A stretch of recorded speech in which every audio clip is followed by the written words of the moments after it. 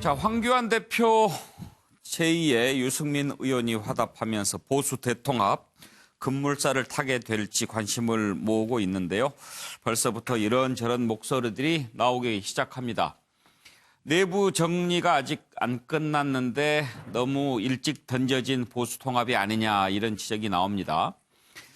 황교안 대표가 보수 대통합 기구를 만들자라고 제안했고 곧바로 2시간 만에 유승민 의원 화답했습니다. 그러면서 3가지 조건 내세웠지요. 탄핵의 강을 건너자는 등. 자, 그런데 지금 이 상황에서 쭉쭉쭉 이렇게 나가는 것은 아닌 것 같습니다. 일단 내부적으로 여러 가지 얘기가 나옵니다. 내부에서 계속 쇄신 요구가 빗발치고 있고요. 초선 의원들의 이런 쇄신 요구에 대해서 중진 의원들은 우리한테만 너무 희생을 강요하지 마라 이런 얘기도 하면서 이런 보수 통합 기구 제안한 게 위기 돌파용 아니냐 이런 시선까지 보내고 있습니다. 홍준표 전 대표 이럴 때 한마디 안 할 리가 없죠. 깜냥 안 되는 초재선 많다. 이 중에 절반 갈아치워야 된다. 이런 얘기를 하고 있고요. 김병준 전 비대위원장. 이번에 김병준 전 비대위원장 겨냥한 말도 있었죠. 김태흠 의원이 험지에 출마해야 된다. 그렇게 겨냥했는데 황교안 대표 리더십에 문제를 제기하고 나섰습니다. 자, 관련된 녹취들 한번 들어보시죠. 네. 그러니까 우리 당의 현역 국회의원이라면은 네. 누구든지 다 그 백지 위임을 통해서 자기 희생을 바탕으로 해야지만 내년 총선을 이길 수 있다. 그리고 여기에는 현 대표인 황교안 대표도 마찬가지다. 예외일 수는 없다. 예. 여기 보면은 현재 당 지도부 이제 가장 핵심인 분이 우리 황교안 대표신데 네. 황교안 대표께서도 편한 길, 꽃길 가시려고 하면 안 되고 험지 출마해야 된다고 보세요? 예, 수도권의 전략적 요충지로 출마를 해야 된다. 우리 당이 정말 접전을 벌일 수 있는 네. 상징적인 데 가서 싸움은 장수가 하는 거라는 얘기, 그 속담이 있지 않습니까? 예. 그래서 그런 분들이 적극 나서 주셔야 된다. 특히 영남권, 서울 강남 3구 등 3선 이상 선배 의원님들께서는 정치에서 용퇴를 하시든가 당의 결정에 따라 수도권 험지에서 출마해 주시기 바랍니다.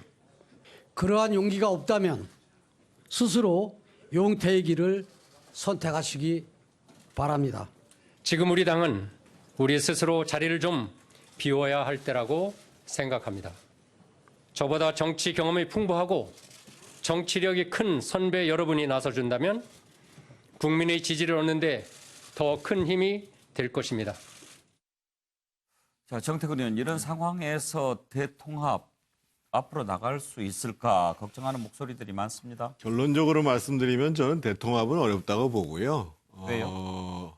지금 유승민 전 대표하고 같이 하는 그 변혁이라는 모임 중에서 바른정당계 출신인 사람들이 뭐 다나 일부가 저는 입당하는 형태로 마무리되지 않겠는가 이런 생각이 들고요. 자유한국당으로? 예, 그럴 수밖에 없는 게요.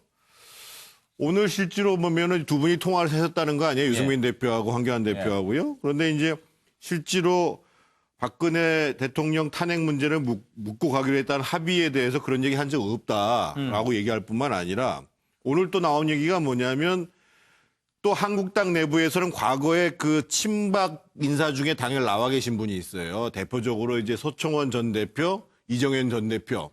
이분들 복당시켜야 된다 그러니까 유승민 대표를 비롯해서 이쪽 바른정당에 계셨던 분들은 무조건 뭉치기만 하면 안 된다. 원칙 있는 통합을 해야 된다. 이렇게 천명을 했고 더더군다나 그 통합 실무를 하기로 한 지정했던 권은희 의원, 바른미래당에 이분은 대통합 없다. 자유한국당이랑 통합 없다. 이렇게 얘기를 한단 말이죠. 그래서 제가 보기에는 서로 유승민 대표와 황교안 대표가 두 분이서 만나서 완벽하게 결단을 내려도 사실은 거기에 흔쾌히 합류해 주는 분위기가 자유한국당 내에서도 그리고 바른미래당 내 소위 변형 모임에서도 쉽지 않을 것 같다. 이런 얘기를 하는 거고 그야말로 통합이라는 것들이 그런 의미를 부여할 수 있을 정도 되려면 예를 들면 한국당에서 황교안 대표를 중심으로 소위 우리공화당 같은 경우에 또는 뭐 탄핵의 책임을 묻는 당 내부에 있는 분들에 대해서 과감히 절연하겠다. 그래서 우리는 중원으로 나가는 것들을 당 노선으로 결정했다. 예. 그런 연장선상에서 통합을 한다. 예. 이렇게 결단을 내릴 수 있으면 그나마 통합의 의미를 좀 확대해서 국민들한테 전달할 수 있지 않겠는가 예. 그런 생각입니다. 자, 통합과 관련해서 오늘 몇 가지 주목할 만한 발언들이 나온 게 있죠. 그 부분 좀 들어보겠습니다.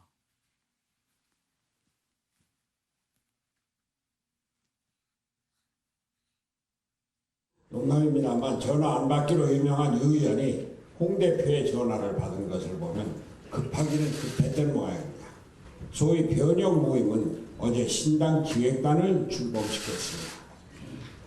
제발 그 알량한 소신과 원칙을 내세우며 독단과 아집에 빠져서 갈등을 조장하고 결국 분열로 이끄는 악순환은 없었으면 좋겠습니다. 바른미래당과의 관계는 빨리 정리해 주는 게 정치적 도의일 것입니다.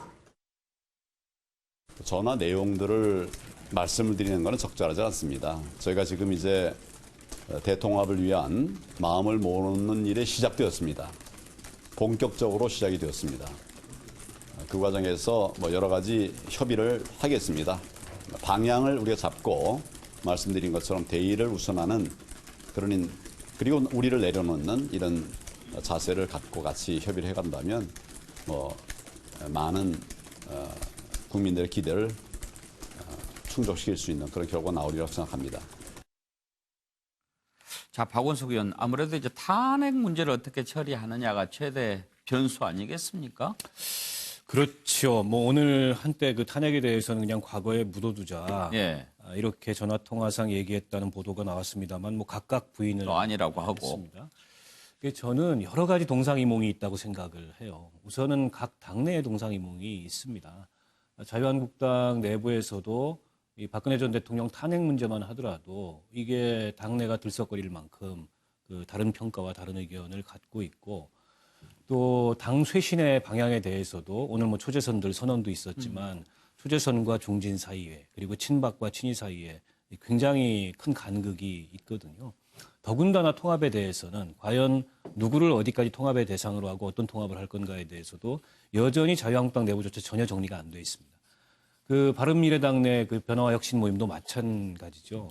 지금 권은희 의원이 신당 창당 공동기획단장직을 맡았는데 이 탄핵 세력과는 그 어떤 통합도 없다라는 걸 이제 공식적으로 선언을 했고요. 그리고 실은 이제 뭐 유승민계라고 일컬어지는 분들 사이에서도 조금씩 이제 온도 차이가 나는 발언들이 나오고 있습니다. 그런데 이렇게 각 당 내부조차 이렇게 복잡하고 동상이몽의 상황인데 그 서로 간에 통합을 하겠다는 서로 다른 당 사이에는 더 큰 강이 흐르는 거죠. 게다가 우리공화당까지 여기에 뭐 거론되기 시작하면은 이게 뭐 정리가 안 될 만큼 그 간극이 크기 때문에 저는 이게 이제 이 동상이몽 속에서 방향을 잃을 가능성이 오히려 높다고 보고 유승민 전 대표가 그런 얘기를 했어요. 세 가지 조건을 말하면서 첫 번째 탄핵의 강을 건너자고 두 번째 개혁 보수를 얘기하셨는데 저는 둘 사이에 약간 모순이 존재한다고 생각합니다. 예. 그러니까 탄핵을 그냥 묻지마 식으로 더 이상 그에 대해서 거론하지 말자라고 한다면 그건 개혁 보수가 아니죠. 사실은 탄핵을 하고 나오면서 즉 자유한국당에서 탈당하고 새누리당에서 탈당하고 나오면서 개혁 보수를 하겠다고 선언을 했을 때 명확하게 이 국정농단은 잘못된 거고 탄핵으로서 이 법적 정치적 책임을 물어야 된다는 선언을 하고 나온 거지 않습니까? 그러면 그 정당성을 여전히 주장하는 것이 개혁 보수지. 그거는 이제 뭐 통합이 필요하니까는 그 책임을 서로 묻지 말고 그냥 역사의 평가에 맡겨주자는 모호한 말로 뭉치고 가겠다는 것은 그건 예전 보수로 다시 돌아가겠다는 거죠. 그런 면에서 유승민 전 대표가 좀 더 분명한 그런 원칙을 가지고서 신당 창당이든 통합이든 해야 되지 않나 이렇게 생각합니다. 차재원 교수는 어떻게 전망하세요? 저도 뭐 앞서 지금 박원석 의원이나 정태근 의원 말씀하신 것처럼 통합이 상당히 힘들 것이다. 쉽진 않다. 저는 대표적으로 세 가지 난제가 있지 않을까 하는 생각인데요. 첫 번째는 박근혜 전 대통령에 대한 그러니까 입장 표명인데 이거 나오면 또 두 분이 충분히 탄핵에 대해서 이야기를 했기 때문에 그건 그냥 넘어간다 보면 두 번째는 저는 선거법이 아닐까 하는 생각이 듭니다. 예. 선거법이 지금 패스트트랙 올라간 준연동형 비례대표제가 올라가 있지 않습니까? 그렇다고 한다면 이것이 만약에 패스트트랙에 올라간 대로 선거법이 통과될 경우에는 지금 굳이 이 보수 통합을 해야 될 이유가 있을까라는 동력 자체가 상당히 상실될 가능성이 높다. 예. 예를 들면 지금 유승민 의원이 하고 있는 나름대로 출제하는 하고 있는 신당이나 아니 우리 공화당 입장에서도 충분히 그러니까 정당 그러니까 이 진입 조항이 있는 3% 정도만 넘는다고 한다면 충분히 대여섯석 이상은 충분히 가져갈 수 있다고 생각을 한다고 한다면 통합에 대한 상당한 의지가 약화될 가능성이 있다. 그리고 세 번째는요. 통합을 하게 될 경우에 과연 그럼 대표 선수를 누구를 내세울 것이냐. 예. 그런데 지금 어느 누구도 나를 버리겠다는 자세를 아무도 지금 표명을 하고 있지 않다는 겁니다. 이러한 부분들이 상당히 통합에 걸림돌이 되지 않을까. 예. 윤기찬 위원장, 지금 당내 분위기가 어떤지 궁금한데요. 대통합 기구 제안한 뒤로 당내에서 기대감이 좀 높아졌습니까? 어떻습니까? 통합의 뭐 불가피성에 대한 공감은 다 하죠. 그런데 예. 말씀하신 것처럼 뭐 전부 다 모여서 한 방향으로 가게 되면 제일 좋지만 불가피하면 꼭 그렇게 안 할 수도 있는 거죠. 예. 예를 들면 지금 이제 똑같기 때문에 생각들이 모두 같기 때문에 통합을 하자는 게 아니고 정권 심판을 위해서는 힘을 모아야 된다는 예. 취지이기 때문에 그 면에서 보면 굳이 못 모일 이유도 없다. 그런데 이런 핑계 저런 핑계 대고 만약에 모이지 않는다 그러면 굳이 뭐 전부 다 같이 해서 시간을 보낼 필요가 뭐 있느냐라는 의견도 좀 있습니다. 그래서 예.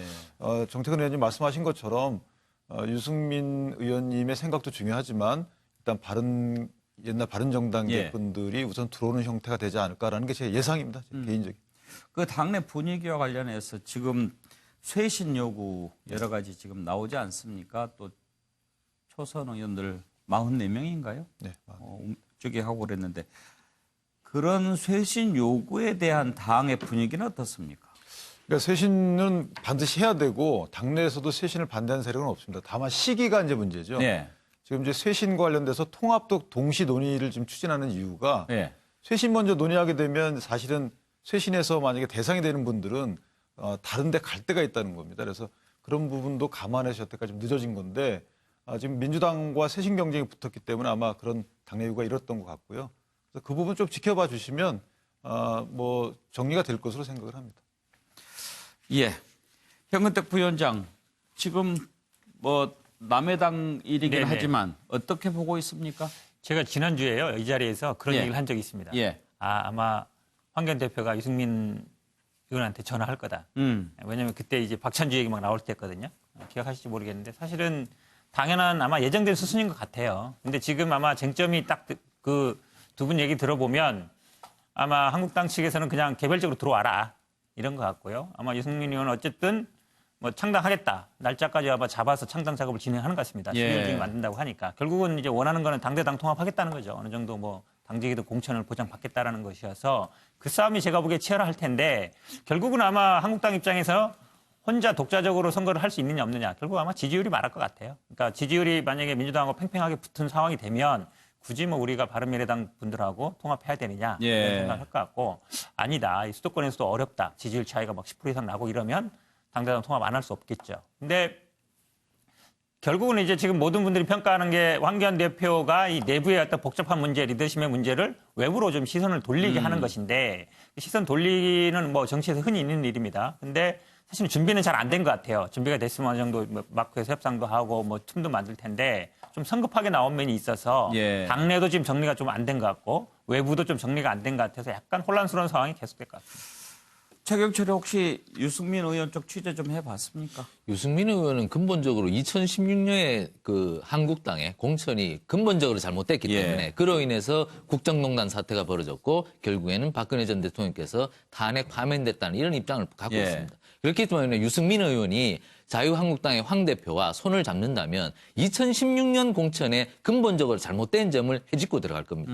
그렇다면은 굉장히 많은 사람들이 2020년 공천에서는 탈락할 수밖에 없습니다. 네. 그것을 황 대표가 과연 받아들일 수 있을 것인지 이것이 관건입니다. 예. 제가 생각했을 때는 황 대표는 받아들일 가능성이 좀 낮지 않은가. 왜냐하면 황 대표를 둘러싼 세력들은 바로 그분들이기 때문에 황 대표가 이것을 성공시키기 위해서는 자신들이 그분들을 스스로 도려낼 수 있는 창조적인 결단을 내릴 수 있다면 유승민 대표와 손을 잡고 최선의 결과, 즉 보수의 통합을 이룰 수 있을 겁니다. 하지만 이것이 불가능하다면은 통합은 결국 어려워지고 각자 도생의 길로 갈 것이다. 저는 이렇게 예.